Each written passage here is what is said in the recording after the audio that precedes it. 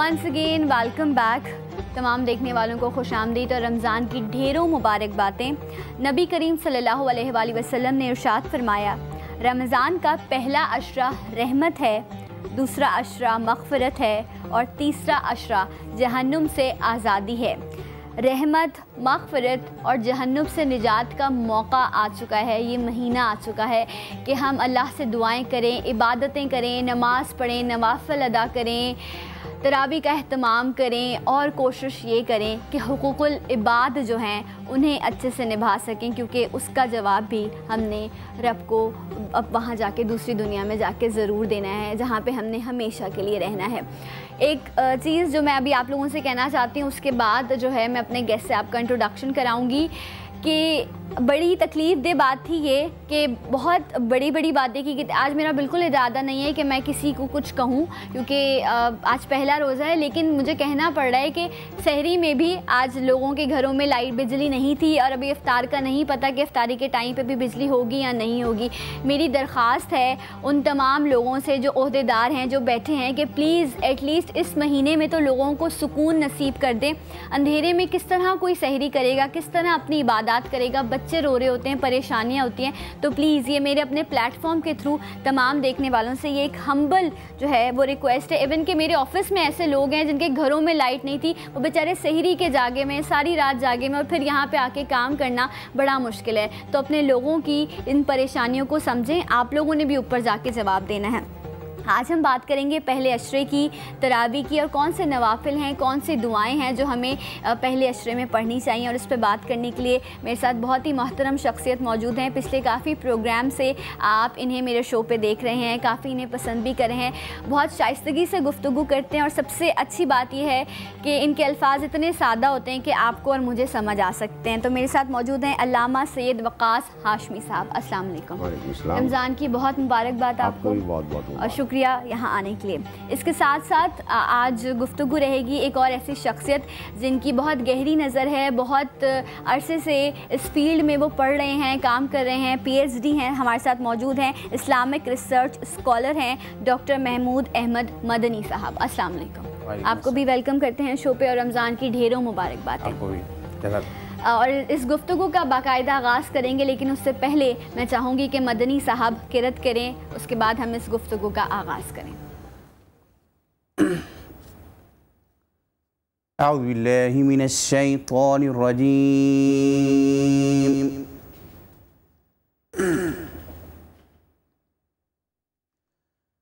بسم اللہ الرحمن الرحیم.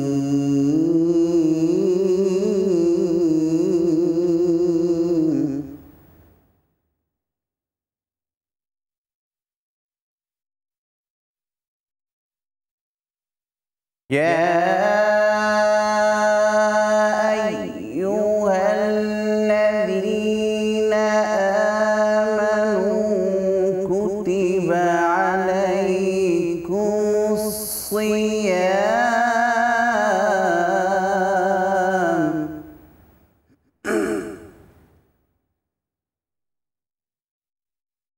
كما كتب على الذين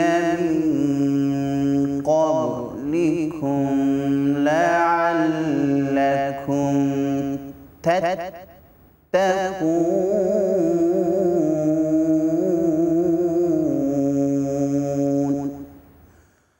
اللہ.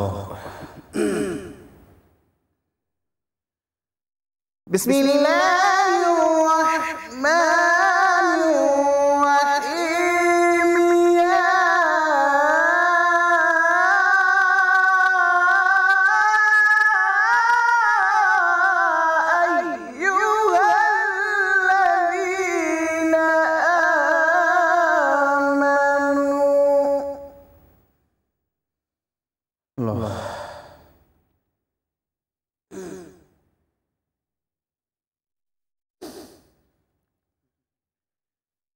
كتب عليكم الصيام كما كتب على الذين من قبلكم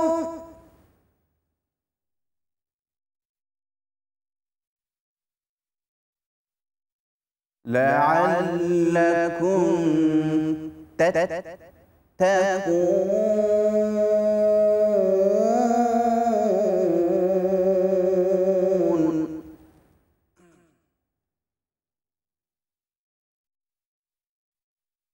بسم الله الرحمن الرحيم. قل أعوذ برب الناس ملك الناس إله الناس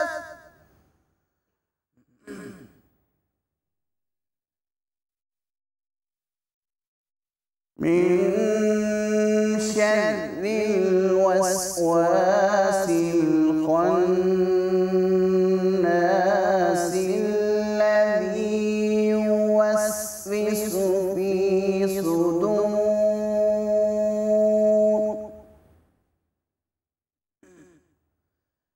الذي يوسوس في صدور الناس من الجنة والناس.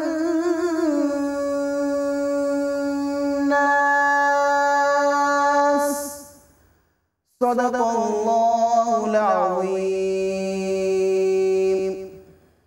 سبحان اللہ، ماشاءاللہ، بہت خوبصورت انداز ہے آپ کا جس طرح آپ نے قرأت کی. اور میں اپنے دیکھنے والوں سے بھی کہوں گی کہ وہ بھی ہمارے پروگرام میں شامل ہو سکتے ہیں. نمبر ہے 021322708616 6 تک لائنز ہیں، آپ کال کر سکتے ہیں. کوئی بھی سوال ہے آپ کا تو آپ سوال کر سکتے ہیں. ہاشمی صاحب ہمارے ساتھ موجود ہیں، مدنی صاحب ہمارے ساتھ موجود ہیں. اس کے علاوہ آپ SMS بھی کر سکتے ہیں. SMS کا طریقہ ہے، آپ جائیں گے اپنے ٹائپ میسج میں، لکھیں گے EEG، اپنا میسج ٹائپ کریں گے، اپنا نام، اپنے شہر کا نام لکھ کر آپ اسے بھیج دیں گے 8888 پر. آج ہم گفتگو کریں گے کہ کون سے ایسے نوافل ہیں، کون سی ایسی دعائیں ہیں جو ہمیں پہلے عشرے میں پڑھنی چاہیے، اور اسی پہ آج گفتگو رہے گی. ہاشمی صاحب، سب سے پہلے اس سوال پہ پہلے بھی گفتگو ہو چکی ہے، لیکن میں چاہوں گی آج پہلا روزہ ہے تو آپ پہلے اس پہ بیان فرما دیں کہ رمضان المبارک کی اہمیت اور فضیلت ہے کیا. بسم اللہ الرحمن الرحیم. اللہم صلی علی سیدنا مولانا محمد وبارک وسلم. صلاۃ و سلام علیک یا رسول اللہ. آپ کا بہت بہت شکریہ پروگرام میں انوائٹ کرنے کے لیے، اور میں دعا گو ہوں CNBC کی پوری ٹیم کے لیے. اللہ تبارک و تعالیٰ انہیں اس دینی کام کو بڑھانے اور لوگوں میں نشر کرنے کا دنیا و آخرت میں اجر عطا فرمائے. ماہ رمضان کی تو کیا ہی برکتیں ہیں. ابن خزیمہ میں یہ روایت موجود ہے کہ جبریل امین نبی مکرم صلی اللہ علیہ وسلم کی بارگاہ میں حاضر خدمت ہوئے اور عرض کیا کہ اے اللہ کے رسول صلی اللہ علیہ وسلم، اگر آپ کے رب کو آپ کی امت کی بخشش و مغفرت کرنا مقصود نہ ہوتی تو انہیں رمضان عطا نہ فرماتا. تو معلوم یہ ہوا کہ اس امت کو رمضان جیسا مہینہ عطا کرنے کا مقصد یہ ہے کہ خود خالق کائنات یہ چاہتا ہے کہ میری امت، میرے محبوب کی امت جو ہے، اس کے لیے کوئی بہانہ پیدا ہو جائے تاکہ بخشش ہو جائے. بخشش کا کوئی بہانہ. اب یہاں سمجھنے والی بات یہ ہے کہ ایک طرف سارا سال بندہ اپنے رب کو ڈھونڈتا رہتا ہے، پکارتا رہتا ہے، مانگتا رہتا ہے. وہ صمد ہے. صمد کے معنی ہوتے ہیں لاپرواہ، غنی، اپنی، وہ کسی کی پرواہ نہیں کرتا، وہ کسی کا محتاج نہیں کہ کسی کو کرے. لیکن یہ وہ مہینہ ہے کہ اس مہینے میں رب کائنات، خالق کائنات جس نے زمین و آسمان کو پیدا فرمایا، وہ خود اپنے بندے کی طرف، یعنی کتنی بڑی بات ہے کہ خود خالق کائنات اپنے بندے کی طرف جو ہے توجہ فرماتا ہے اور پکارتا ہے، اے میرے بندے، کوئی ہے جو مجھ سے مغفرت طلب کرنے والا ہے؟ اے میرے بندے، کوئی ہے جو مجھ سے رزق طلب کرنے والا ہے؟ کوئی ایسا بیمار کہ جس کو میں شفا دے دوں؟ تو اب یہاں پر کم از کم بندوں کو چاہیے کہ وہ اس ماہ مقدس سے فائدہ اٹھائیں. ایک اور حدیث پاک میں آتا ہے، نبی کریم علیہ الصلوۃ والسلام ارشاد فرماتے ہیں کہ اگر میری امت جانتی کہ رمضان کیا ہے تو تمنا کرتی کہ سارا سال رمضان رہے. بالکل. حدیث پاک میں آتا ہے سیدنا انس رضی اللہ تعالیٰ عنہ سے روایت، حضور علیہ الصلوۃ والسلام فرماتے ہیں آتاکم رمضان شہر مبارک، لوگوں تمہارے پاس رمضان تشریف لے آیا، یہ وہ برکت والا مہینہ ہے کہ اس میں برکتیں نازل ہوئی. اس مہینے کی خیر سے جو محروم رہا وہ تمام خیر سے محروم رہا. یہ وہ مہینہ ہے کہ اس مہینے میں اللہ کی رحمتیں اپنے بندوں کی طرف ہوتی ہیں، اور ہمیں چاہیے کہ ہم اس مہینے کی عظمت و برکت اور تقدس، بے شمار فضائل ہیں، بے شمار روایتیں ہیں، بے شمار احادیث ہیں، لیکن کہتے ہیں نا کہ پھول کی پتی سے کٹ سکتا ہے ہیرے کا جگر، مرد ناداں پر کلام نرم و نازک بے اثر. سمجھنے کے لیے میرے آقا کا یہی ایک فرمان کافی ہے کہ اس امت کی خصوصیت یہ ہے کہ اللہ تعالیٰ نے اس امت کو رمضان عطا فرمایا کہ تم بخشش کروا لو اپنی، کسی اور کے ساتھ یہ معاملہ نہیں. کیا بات ہے. اور میں آپ لوگوں سے ایک چیز شیئر کروں گی اپنا پرسنل، ابھی جس طرح یہ بات کر رہے تھے تو ایکسپیرینس، کہ یہ حقیقت ہے جب آپ کی نیت ہوتی ہے نا اور آپ سجدے میں جا کے اللہ سے ایک اپنا رشتہ، ایک تعلق بناتے ہیں، اور اس کے بعد جب آپ دعا مانگتے ہیں، یہ میں نے اپنی زندگی میں سیکھا ہے کہ میں نے جو کچھ دعاؤں میں مانگا ہے، جب بھی نیت اچھی کر کے مانگا ہے اللہ نے مجھے دیا ہے. یہ حقیقت ہے. اور جہاں پہ بھی تھوڑی بہت چیز آگے پیچھے ہوتی ہے تو وہ نیت انسان کی اللہ تک پہنچ جاتی ہے، لیکن مجھے آج تک جو کچھ بھی ملا ہے نا وہ سب میں نے دعاؤں میں ہی مانگا ہے اور اللہ نے دیا. یہ ایک تعلق ہے جو انسان کو اپنے رب سے بنانا چاہیے اور یہ بہت ضروری بھی ہے. مدنی صاحب، آپ اس جو یہ برکتوں کا، رحمتوں کا مہینہ ہے، انسان اس میں صبر بھی سیکھتا ہے، نفس پہ قابو بھی سیکھتا ہے، تو اس پہ آپ نے اتنی ریسرچ کی ہے، آپ نے کیا، آپ کی کیا اپنی پرسنل اس پہ تھاٹ ہے؟ سنا بیسیکلی میں تو ایک طالب ہوں قدنا صاحب. دیکھیں بیسیکلی ہر چیز مخصوص ہوا کرتی ہے آپ کی زندگی کے اندر. تو آپ دیکھیے کہ سال کے اندر 12 مہینے، تو اس 12 مہینوں کے اندر مختلف موسم آپ کو ملتے ہیں، لیکن رمضان المبارک کا کچھ اپنا ہی انداز ہے. اس کا کچھ اپنی ہی، آپ دیکھیں ان کا موسم، ان کا انداز، اور آپ ذرا تھوڑا سا ملاحظہ کیجئے، تھوڑی سی ریسرچ آپ کیجئے. ابھی گزشتہ رات کو دیکھیے، آپ گزشتہ رات کو بھی آپ سامنے رکھیے اور پچھلی جو آپ کی راتیں گزر گئی ہیں اس کو بھی سامنے رکھیے. جو لطف اور جو اطمینان قلب آپ کو اس رات کو ملا ہوگا، بے شک وہ گزشتہ 11 مہینوں کی جو راتیں تھیں. میں یہ نہیں کہہ رہا، میرا مقصد یہ قطعاً ایسا نہیں ہے کہ وہ راتیں خدا نخواستہ منحوس تھیں یا کچھ تھیں، ایسا نہیں ہے، لیکن میں فضیلت اور مرتبے اور مقام الگ تھا کے حوالے سے میں کہہ رہا ہوں کہ وہ کتنا جو ہے آپ کو اتنا سکون ملتا ہے جو شاید اس سے قبل ان راتوں میں نہیں مل پاتا. بالکل کیونکہ ایک روح سے تعلق جڑا اس مہینے کا، تو وہ آپ محسوس کر سکتے ہیں ایموشنلی بھی اس چیز کو آپ محسوس کر سکتے ہیں. نہیں تو یہ بیسیکلی یہ ایسا نہیں ہے، اس کی پوری تاریخ ہے، ہسٹری ہے. اس ہسٹری میں دیکھیے نا کہ اس رمضان مبارک کے اندر، اس مہینے کے اندر وہ واقعات ہوئے جو دیگر مہینوں میں نہیں ہو سکے. جس طرح کہ اس کی تیسری تاریخ کو، تیسری رمضان کو جو ہے حضرت ابراہیم علیہ السلام پر تمام صحائف نازل ہوئے. اسی ہی مہینے کے اندر جو ہے موسیٰ کلیم اللہ پر جو ہے نازل ہوا. اسی طرح جو ہے عیسیٰ علیہ السلام پر اپنی کتاب نازل ہوئی. اسی طرح جو ہے داؤد علیہ السلام پر زبور نازل ہوا. تو اسی ہی آپ مہینے کے اندر آپ جاتے ہیں تو غزوہ بدر کا مارکہ آپ کو ملتا ہے. اور آگے آپ جب تشریف لے جاتے ہیں تو اسی مہینے کے اندر فتح مکہ جیسی عظیم فتح آپ کو اسی مہینے میں ملتی ہے. اور آگے آپ جب اسی ریسرچ کرتے جاتے ہیں تو آپ کو ام المومنین سیدہ عائشہ رضی اللہ عنہا جیسی عظیم ماں، اور آپ کو پتہ ہے وہ ایک فقیہ تھی. صحابہ فرماتے ہیں کہ وہ ہماری ایک بہت بڑی استانی تھی. تو ان کا وصال بھی اسی مہینے میں ہوا ہے. یعنی کہ اس مہینے کی ہر تاریخ سے ایک تاریخ جڑی ہے. ایگزیکٹلی. یہ ایک کالر ہے ہمارے ساتھ، سدرا ہیں، کالر سے بات کرتے ہیں. السلام علیکم. وعلیکم السلام، کیسی ہیں؟ میں ٹھیک ہوں سدرا، آپ کیسی ہیں؟ بالکل ٹھیک. رمضان مبارک ہوں آپ کو بہت بہت. جی بہت شکریہ آپ کا. جی سدرا، لاہور سے آپ کال کری ہیں. جی سدرا، کیا جاننا چاہیں گی؟ میں نے قاری صاحب سے بات کرنی تھی کہ جی جیسے کہا جاتا ہے بخشش کا ذریعہ ہے، دعا تو دوسرے عشرے کی ٹھیک ہے ہم لوگ پڑھتے ہیں کہ اس کے علاوہ. اچھا سدرا، مجھے نا آپ کی آواز تھوڑی سی کم آ رہی ہے، میں چاہوں گی کہ ایک بار سوال اپنا ریپیٹ کر دو. جی میں پوچھنا چاہتی ہوں کہ جیسے کہ کہا جاتا ہے کہ دوسرے عشرے میں نا بخشش کا ذریعہ کیا، اس کے علاوہ ہم لوگ دعا تو پڑھتے ہیں، کچھ اور بھی پڑھا جا سکتا ہے جس کے لیے بخشش کی جا سکتی ہے؟ اچھا ٹھیک ہے، اوکے ٹھیک، بہت شکریہ سدرا آپ کی کال کا. جی آپ کو ان کا اچھا انہوں نے کہا کہ دوسرا عشرہ جو ہے وہ بخشش کا عشرہ ہے، ٹھیک ہے، لیکن ایسا کیا کون سی دعائیں یا کوئی نوافل ایسے پڑھے جا سکتے ہیں جس سے بخشش کا جو ہے وہ اپنا اہتمام کیا جا سکے؟ میں یہ عرض کروں گا اس سلسلے میں کہ رمضان کی پہلی رات ہوتے ہی بخشش و مغفرت کا سلسلہ شروع ہو جاتا ہے. یہ جو بھی آپ نے کچھ دیر پہلے بتایا نا کہ پہلا عشرہ رحمت ہے، دوسرا بخشش ہے، تیسرا جہنم سے آزادی ہے، یہ اصل میں حدیث پاک کے الفاظ ہیں.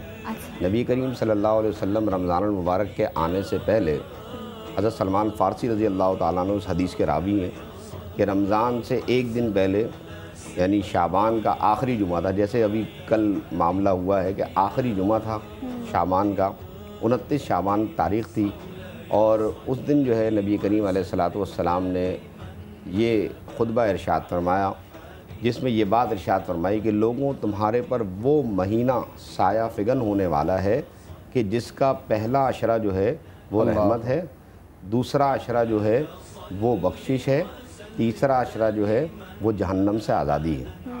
تو اب جیسا کہ میری بہن نے سوال کیا تو کہ بخشش اور مغفرت کے لیے، بھائی بخشش اور مغفرت کے لیے اس امت کو اتنی زیادہ محنت نہیں کرنی ہے. اس امت کو صرف اتنا ہی کر دینا کافی ہے کہ خدا کی بارگاہ میں کھڑے ہو کر کے 2 رکعت نفل ادا کریں اور ہاتھ پھیلا کے کہ یا اللہ میری بخشش کر دے. وہ خالق کائنات تو خود بخشنے کے لیے اپنی شان کے مطابق آسمان دنیا پر تجلی فرما ہے. آسمان دنیا پہ وہ خود تجلی فرما ہے کہ تو کوئی مجھ سے بخشش مانگنے والا. تو جب یہ بندہ یا یہ بندی خدا کی بارگاہ میں ایسے ہاتھ پھیلا کے بیٹھ جائے تو یہ رب کائنات بخشش کے لیے بس یوں موجود ہے کہ یوں مانگیں گے اور ایسے عطا فرما دے گا، ایسے بخش دے گا، بغیر کسی محنت کے، بغیر کسی تکلیف کے، بغیر کسی زحمت کے. یہ وہ لمحات ہیں کہ آپ اپنی زبان سے بس یہ خدا کی بارگاہ میں اتنی گزارش کر دیں، بس یہ گزارش دے. وہ یہ دیکھنا چاہتا ہے کہ میرے محبوب کے جو امتی ہیں یا یہ جو میرے بندے ہیں یہ میری بارگاہ میں کیسے بخشش مانگتے ہیں. کیا بات ہے، آپ نے بہت خوبصورت بات کی کہ ہم لوگوں کے لیے بہت آسان ہے. اگر مثال لیں اگر ہم کہ ماں باپ ہمارے ناراض ہو جاتے ہیں، ہم سے کوئی غلطی ہو جائے یا کچھ غلط ہو جائے تو ہم ان کے قدموں میں بیٹھ جاتے ہیں اور کہتے ہیں نہیں آپ مانیں گے تبھی ہم اٹھیں گے. تو وہ تو 70 ماہوں سے زیادہ ہمیں پیار کرنے والے ہیں. تو وہ تو شاید ایک آنسو کہتے ہیں نا کہ آپ رونے جیسی شکل بھی بنا لیں تو وہ بھی اوپر. ہمارے علماء اکرام فرماتے ہیں کہ جب آپ دعا کریں تو دعا میں کوشش یہ کرنی چاہیے کہ روئے آدمی. اچھا. جس دعا میں رونا آ جائے اور جس دعا کے اندر دوران دعا آنکھ سے آنسو نکل آئے تو علماء فرماتے ہیں کہ یہ رونا آ جانا اور آنسو کا نکل آنا، دل کا بھر آنا، یہ اس بات کی علامت ہے کہ یہ دعا خدا کی بارگاہ میں قبول ہو چکی ہے. یہ اس بات کی علامت ہے. اب کسی نے کہا حضرت عمر رضی اللہ تعالیٰ عنہ سے کہ اگر رونا نہ آئے تو پھر ہم کیا کریں؟ کسی کا دل بہت سخت ہے، قساوت قلبی کی وجہ سے دل بہت سخت ہو گیا ہے، گناہوں کی وجہ سے دل بہت سخت ہو گیا، نہیں رونا آ رہا تو کیا کرے؟ تو جناب عمر فاروق رضی اللہ تعالیٰ عنہ فرماتے ہیں بھی رونا نہیں آ رہا تو رونے والا منہ تو بنا سکتے ہو. اچھوں کی نقل بھی اللہ تعالیٰ کو پسند ہے، تو کم از کم ہم ایسی نقل ہی کر لیں، ایسی اس طرح خدا کی بارگاہ میں حاضر ہوں کہ ہم اپنے گناہوں پر عاجزی اور انکساری کریں تو اللہ تبارک و تعالیٰ ہماری اس عاجزی اور انکساری کو اپنی بارگاہ میں قبول فرما کر کے یقیناً یقیناً یقیناً ہم سب کی بخشش و مغفرت فرمائے گا. انشاءاللہ آمین ثم آمین. آپ کال کر سکتے ہیں، نمبر ہے 021322708616 تک لائنز ہیں اور آپ اس پروگرام میں شامل ہو سکتے ہیں. کسی بھی طرح کا کوئی بھی سوال جو ہے وہ آپ کرنا چاہتے ہیں تو آپ بات کر سکتے ہیں. میں چاہوں گی کہ پہلا عشرہ پہلے رمضان سے شروع ہو جاتا ہے 10 رمضان تک، تو پہلے عشرے کے بارے میں آپ کیا بیان فرمائیں گے؟ جیسا کہ میں نے عرض کیا کہ حدیث پاک میں آتا ہے نبی کریم علیہ الصلوۃ والسلام نے فرمایا کہ رمضان المبارک کا جو پہلا عشرہ ہے فَأَوَّلُهُ رَحْمَتُهُ، کہ پہلا عشرہ جو ہے وہ رحمت ہے. تو اس رحمت سے مراد علماء اکرام یہ لیتے ہیں کہ اس 10 دن کے اندر اللہ تبارک و تعالی، یوں تو سارا سال ہی خدا کی رحمتیں ہم پر نازل ہو رہی ہیں، بلکہ ہم خدا کی رحمت کے بغیر ایک قدم بھی نہیں اٹھا سکتے، ایک سانس بھی نہیں لے سکتے، لیکن وہ کہتے ہیں نا کہ کچھ اسپیشلٹی ہوتی ہے، تو یہ 10 دن جو ہے نا کچھ اسپیشل رحمت ہو رہی ہوتی ہے، کیونکہ وہ رحمان کے ساتھ رحیم بھی ہے۔ علماء فرماتے ہیں رحمان عام ہے کہ ہر ایک کے لیے اس کی رحمت ہے، سورج کی روشنی ہے تو وہ ہر ایک کے لیے ہے، پانی ہے تو وہ ہر ایک کے لیے ہے، ہوائیں ہیں تو وہ ہر ایک کے لیے ہیں، موسم کے مختلف انداز ہیں تو وہ ہر ایک کے لیے ہے، زمین سے جو سبزی اگ رہی ہے وہ ہر ایک کے لیے ہے، آسمان سے پانی برس رہا ہے تو وہ ہر ایک کے لیے ہے۔ تو یہ رحمان کی رحمانیت ہے کہ سب کو برابر سے دے رہا ہے، یہ نہیں کہ یہ کافر ہے یہ مسلم ہے تو الگ الگ تفریق ہو رہی، نہیں، یہاں رحمان کی رحمت سب کے لیے برابر ہے۔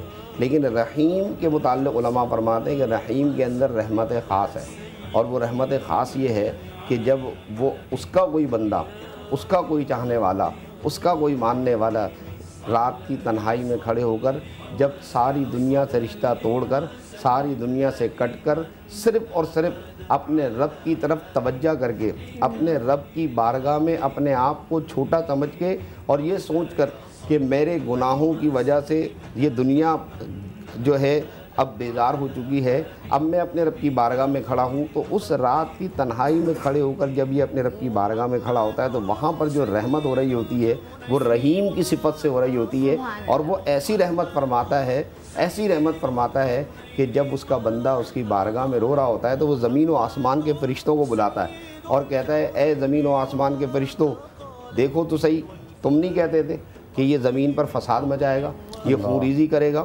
قرآن کریم نے آپ نے وہ آیت پڑھی ہوگی کہ وَإِذْ قَالَ رَبُّكَ لِلْمَلَائِكَةِ إِنِّي جَاعِلٌ فِي الْأَرْضِ خَلِيفَةً قَالُوا أَتَجْعَلُ فِيهَا مَن يُفْسِدُ فِيهَا وَيَسْفِكُ الدِّمَاءَ کہ اے رب کائنات تو کس مخلوق کو پیدا کر رہا ہے، یہ تو آپس میں لڑیں گے، خونریزی کریں گے، ایک دوسرے کو قتل کریں گے، گردنیں کاٹیں گے۔ اب زمین و آسمان کے فرشتوں کو رب کائنات جمع کر کے ارشاد فرماتا ہے تم نہ کہتے تھے کہ یہ آپس میں لڑیں گے؟ دیکھو تو صحیح کیسے تڑپ رہا ہے، دیکھو تو صحیح کیسے مچل رہا ہے، دیکھو دیکھو کیسے آنسو بہا رہا ہے۔ اب تمام زمین و آسمان کے فرشتے اس کو دیکھ رہے ہوتے ہیں، پھر وہ کہتا ہے یا رب میری مغفرت کر دے۔ اللہ تعالیٰ فرماتا ہے کیا اس نے مجھے دیکھا؟ فرشتے کہتے ہیں نہیں مولا اس نے تو تجھے نہیں دیکھا۔ فرمایا کیا اس نے میرا جہنم دیکھا؟ کہا نہیں دیکھا۔ کیا اس نے میرا عذاب دیکھا؟ کہا نہیں دیکھا۔ پھر بھی دیکھو کیسے تڑپ رہا ہے، اگر یہ دیکھ لیتا تو فرشتے کہتے ہیں مولا اگر یہ دیکھ لیتا تو یہ کھانا بھول جاتا، یہ پینا بھول جاتا، یہ ہنسنا بھول جاتا۔ رب کائنات فرماتا ہے کہ بس جب بن دیکھے یہ اس طرح تڑپ اور مچل رہا ہے تو اب میری رحمت کا تقاضا یہ ہے کہ اس کے ان آنسوؤں پر ابھی اور اسی وقت میں تم سب کو گواہ کر کے کہتا ہوں کہ اس کے سارے گناہوں کو معاف کر دیا اور میں نے اس کو اپنے پسندیدہ بندوں میں شامل کر کے اپنی جنت کو اس کے اوپر واجب کر دیا۔ کیا بات ہے، کیا بات ہے۔ اللہ کرے کہ ان پسندیدہ بندوں کی جو لسٹ ہے اس میں ہم تمام لوگوں کا نام جو ہے وہ شامل ہو جائے۔ اسی خواہش کے ساتھ ایک بریک لیتے ہیں، بریک کے بعد واپس آئیں گے، اس پہ مزید بات کریں گے، ہمارے ساتھ رہیے۔ ملتے ہیں ایک چھوٹے سے بریک کے بعد۔ على حبيبك خير خلق الله